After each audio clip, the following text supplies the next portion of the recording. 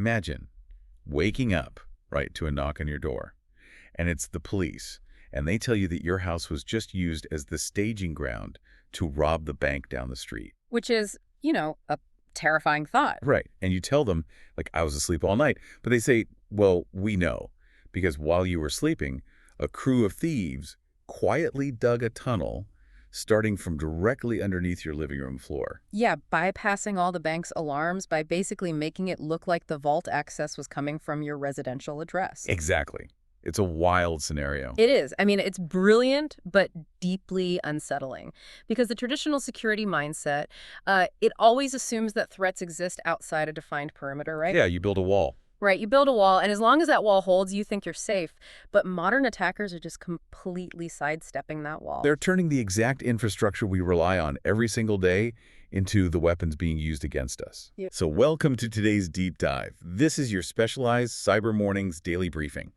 Our mission here is to cut through, well, the massive volume of noise out there and deliver a concise, high-impact briefing focused on the most critical security developments. Because there is always a lot of noise. Oh, constantly. And today is May 13th, 2026, and we've got a heavy stack of threat intelligence reports, security advisories, and real-time incident updates to unpack for you. And I think what really stands out across today's intelligence is this unified theme, right? It's the systemic weaponization of trust. Right. We're looking at threat actors hijacking the invisible trust between systems to completely bypass traditional defenses. Yeah. And we have three major stories on the roadmap today that perfectly illustrate that shift. So first, we're looking at a massive supply chain poisoning event that's currently unfolding in the Ruby programming ecosystem. That one's moving fast. It really is. And from there, we'll examine a pretty severe memory corruption vulnerability hiding in the core email routing infrastructure that keeps the internet functioning. Which is going to be a headache for administrators. Oh, absolutely. Yeah. And finally, we'll break down a highly sophisticated new Android banking Trojan that literally transforms everyday mobile phones into an active, decentralized attacker network. So no matter what part of the stack you touch, you're impacted. Exactly. Whether you're a developer pushing code, a sysadmin keeping legacy servers online, or, just someone carrying a smartphone in your pocket. Today's briefing is going to highlight how your slice of the tech stack is actively being targeted. It really forces a total reevaluation of threat modeling. I mean, you aren't just protecting your own data anymore. Right. You're protecting your infrastructure from being conscripted into someone else's attack campaign. Yeah. So let's get straight into our first story. As of today, May 13th, RubyGems has completely paused all new account signups. Wow. Yeah.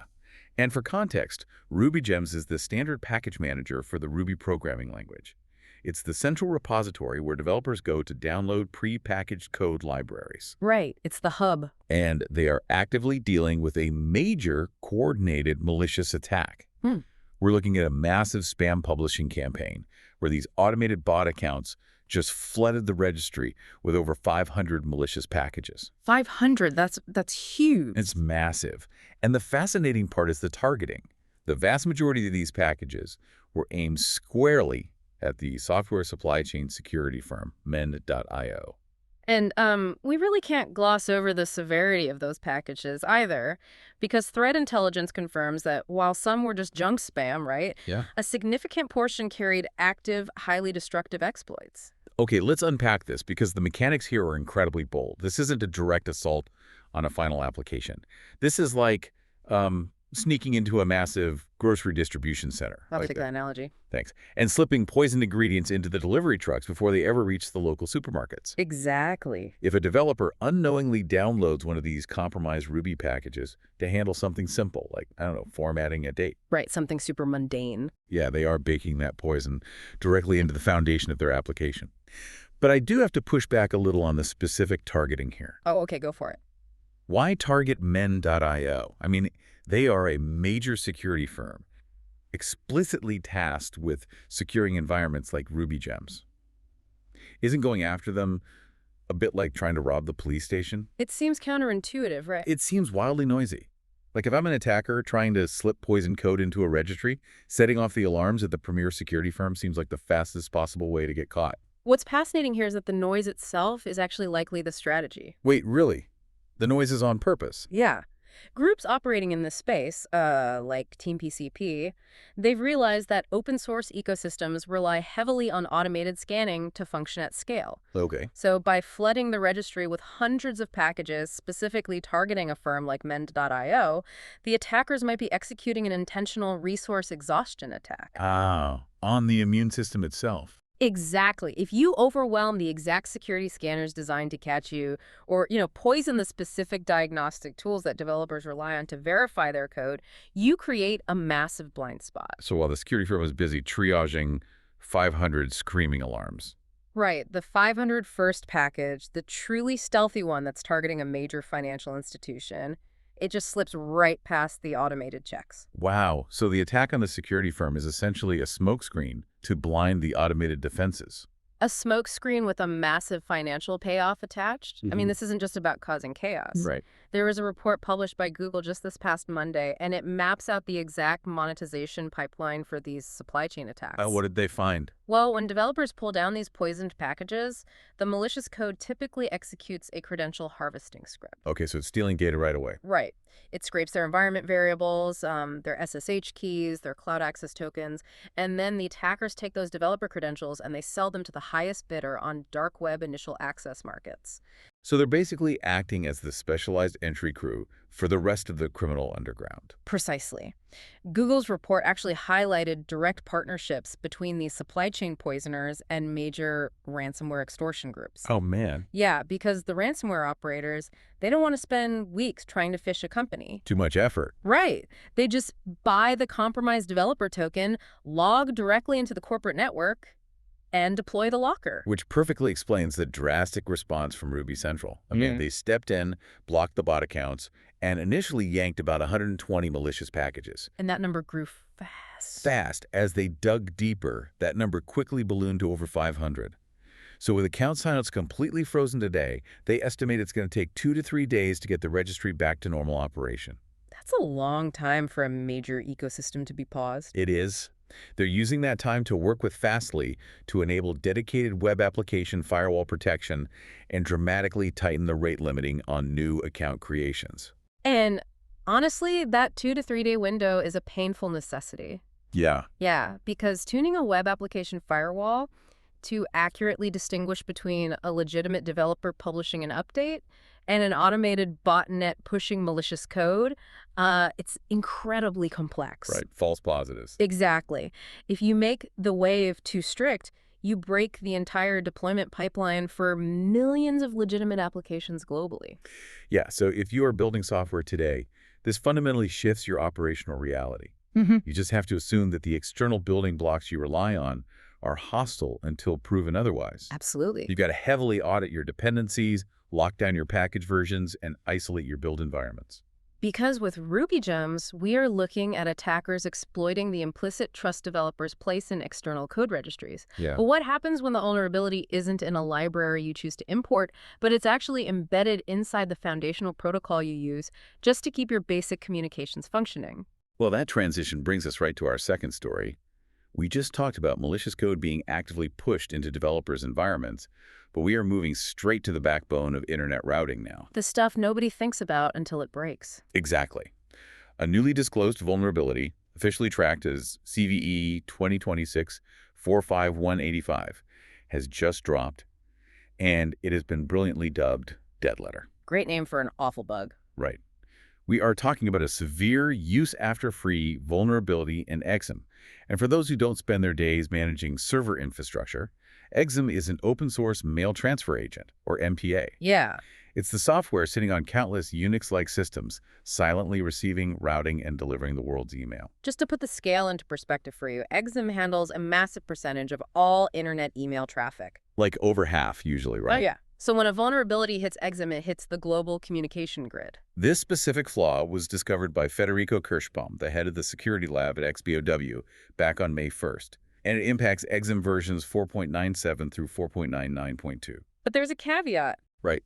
There is a very specific condition here. It only affects builds that are compiled using NuttSLS for their secure connections. If your server was built using OpenSSL, you actually dodge this particular bullet entirely.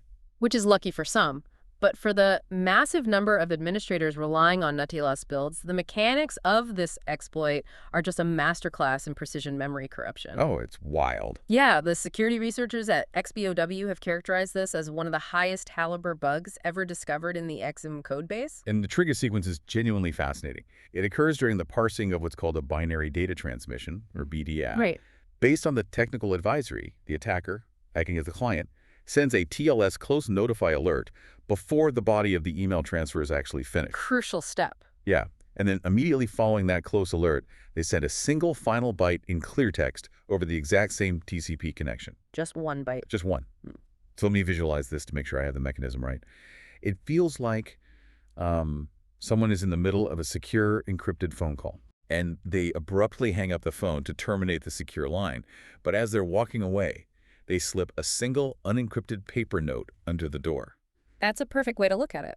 But how does a single character, literally just a line break or a /n, how does that corrupt an entire enterprise email server's memory heap? So the beauty of that analogy is that it perfectly highlights the synchronization failure inside Exim. Okay. When the client sends that TLS close notify alert, Exim acts responsibly, right? It begins its internal shutdown sequence, and it frees up the TLS transfer buffer. Got it. It essentially tells the server's memory manager, hey, I am done with this block of memory. You can have it back for something else. So that specific patch of memory is officially marked as available space. Available, but highly structured. And here is where the critical flaw exists. While Exim told the TLS system to shut down, a nested receive wrapper, the thing specifically handling the BDAT transmission, is still actively running. Oh no, so it didn't get the memo. Exactly. It never got the memo that the connection was terminated. So when the attacker slips that single clear text byte in, that final note under the door, the BDAT wrapper uses a function called unjetsetter.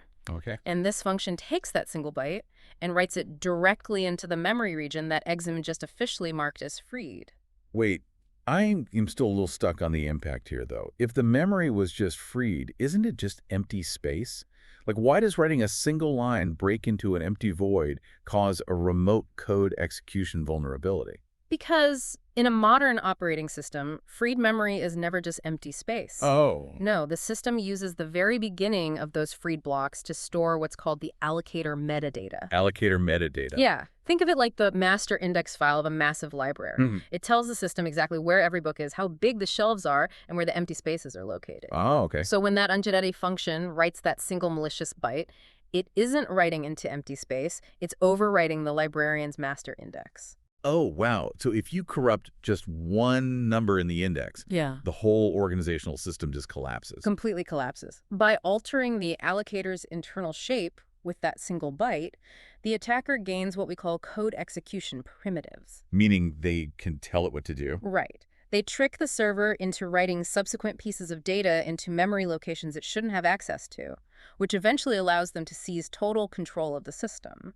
And the barrier to entry for this exploit is terrifyingly low. It really is. I mean, the attacker does not need stolen credentials. They don't need a user to click on a phishing link.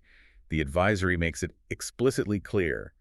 An attacker only needs the ability to establish a standard TLS connection and use the chunking SMTP extension. Which is standard everyday behavior for an email server receiving a large file. Right. So it's operationally silent. It is. And it's crucial to recognize the historical context here, too, because Exim has a dark history with the BDAT protocol. Oh, yeah. Parsing binary chunks of data while maintaining state across a network connection is incredibly complex. Back in 2017, they had to patch a very similar vulnerability, CVE 2017-16943. And that one carried a massive 9.8 out of 10 CVSS severity score. Wow. Yeah, that bug also allowed unauthenticated remote code execution via malformed BDAT commands. So the fact that we are seeing another critical flaw in this exact same protocol parsing logic 9 years later. It just proves that this remains a deeply fragile area of the architecture. Exactly. So if you are an administrator managing Exim servers right now, your priority is immediate remediation. The vulnerability has been completely patched in version 4.99.3. Patch now. Yes, and I want to stress this heavily. Okay. There are absolutely zero mitigations for this flaw. You can't just tweak a configuration file. You can't disable a minor feature or add a firewall rule to make this go away. The only path forward is upgrading to 4.99.3 immediately. Yeah, the new patch fundamentally alters how the input processing stack handles a TLS close notification, ensuring it cleanly resets and prevents those stale memory pointers from ever being accessed by the ungenerated function. It's a harsh reality check regarding legacy internet infrastructure. We blindly trust these massive invisible systems to securely route billions of messages daily. Right. But an attacker just needs to speak the standard language of the server to potentially rip the doors off your entire mail routing operation. It's scary. And so we started by looking at attackers hijacking developer registries to push poison software. Then we saw them exploiting memory management flaws to hijack the core servers, routing our email. Right. For our final story in today's briefing, we're looking at the evolution of weaponized trust at the consumer level. Like, what happens when the attackers decide to use the smartphone sitting in your pocket as their personal networking hardware? And this represents perhaps the most insidious tactical evolution we're trapping right now. We are looking at a newly discovered and highly advanced variant of the TrickMo Android banking Trojan. TrickMo. Yes, TrickMo. It was unearthed by the mobile security research team at Threat Fabric between January and February of this year, 2026. And they're seeing a lot of activity. Yeah, they've observed it actively targeting banking and cryptocurrency users, with the highest concentration of victims currently in France, Italy, and Austria. Now, the name TrickMo isn't new to the threat landscape, right? No, it's been around. It surfaced back in late 2019, primarily operating as a straightforward credential stealer. It would abuse Android's accessibility services to quietly read your screen and intercept your SMS one-time passwords. Right, standard banking Trojan stuff. But the distribution and capabilities of this new TrickMo variant are on an entirely different level. Well, the initial infection vector relies on a very modern social engineering lure. It does. They are distributing this via fake adult-themed TikTok applications circulating heavily through advertisements on Facebook. Right. So you're scrolling your feed, you see a provocative ad, and you click download. But that initial fake app is actually just a dropper. It's just the first stage. Exactly. Once installed, it dynamically pulls down a secondary payload, an APK file at runtime. And to ensure the user doesn't panic when they see the installation prompt, that secondary APK masquerades completely as Google Play services. Which is a brilliant evasion technique. Sneaky. Yeah. By dropping the actual malicious payload dynamically at runtime, they completely bypass the static security analysis that scans the initial app download. And hiding behind the trusted icon of Google Play services, that ensures the user just grants whatever permissions the malware requests. Here's where it gets really interesting. TrickMo has moved far beyond just scraping passwords. The researchers at Threat Fabric discovered that the new payload includes an integrated SSH tunnel and a fully functional SOCKS5 proxy. A SOCKS5 proxy on your phone. Right. The technical report explicitly states that these features allow the infected device to function as a programmable network pivot and a traffic exit node. So, going back to our burglary scenario from the intro, the attacker isn't just breaking in to steal the banking app password off your phone.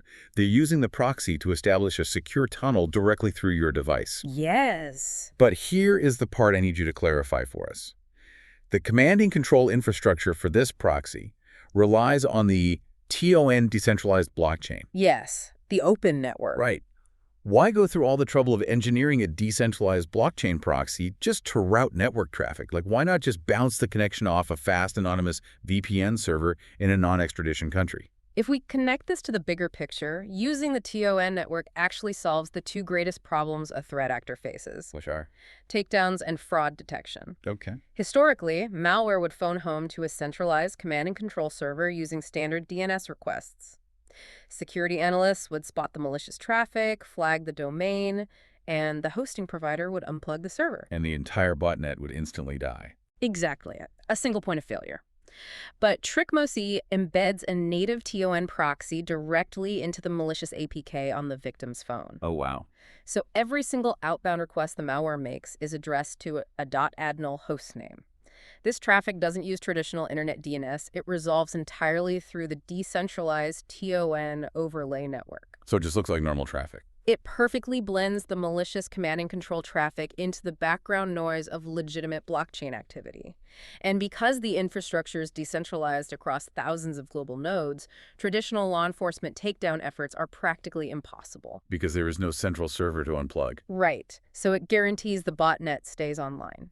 But what about the SOCKS5 proxy specifically? Yeah. How does routing traffic through the victim's phone, help the attacker actually steal the money. That is where this becomes devastating to the banking industry. Okay, tell me. When an attacker successfully steals your password and tries to log into your bank account, the bank's fraud detection systems immediately analyze the incoming IP address. If your account is registered in Paris and the login attempt originates from a known bulletproof hosting provider in Eastern Europe, The bank's algorithm scores it as highly suspicious and blocks the transaction. exactly, the IP reputation triggers an immediate red flag. Right. But TrickMo fundamentally bypasses that system. The attacker uses the SOC-KS5 proxy to route their login request through the victim's compromised Android phone. Oh. Yeah. The malware subsystem even supports running standard network diagnostic commands like curl, ping, and traceroute right from the device. Wow. So when the bank servers analyze the transaction, the login attempt isn't coming from a suspicious foreign IP. It is literally originating from the victim's trusted home Wi-Fi or their daily cellular provider. To the bank's multi-million-dollar fraud algorithm, it just looks like perfectly normal, localized user behavior. The call is coming from inside the house, and the fraud systems simply wave it through. That is deeply unsettling, because the user has absolutely no idea their phone is actively facilitating a heist. None at all. And based on Threat Fabric's analysis, the developers behind TrickMo are already preparing for the next escalation. Yeah, they found some concerning stuff in the code. Right, the researchers found highly advanced dormant features embedded in the code capabilities that are fully programmed, but haven't actually been activated yet. Yeah. They discovered the Pine Dynamic Hooking Framework bundled alongside extensive declarations for NFC-related permissions. Which is a huge red flag. It strongly implies that in a future update, these threat actors intend to use the infected phone to intercept or even clone NFC payment card data directly from the device's hardware. The evolution from a simple password scraper to a decentralized network proxy is just striking. It really is. The reality you have to accept is that the definition of mobile malware has fundamentally transformed. It is no longer just about data theft. The threat actors are conscripting consumer devices at a massive scale. Your personal smartphone is being forcefully converted into a fortified, decentralized node in a global, invisible botnet. You aren't just the victim of the initial compromise anymore. Your hardware is the active weapon being aimed at the banking sector. So what does this all mean when we pull these three distinct stories together? Today's briefing covered the entire spectrum of our daily technology stack. From top to bottom. Yeah.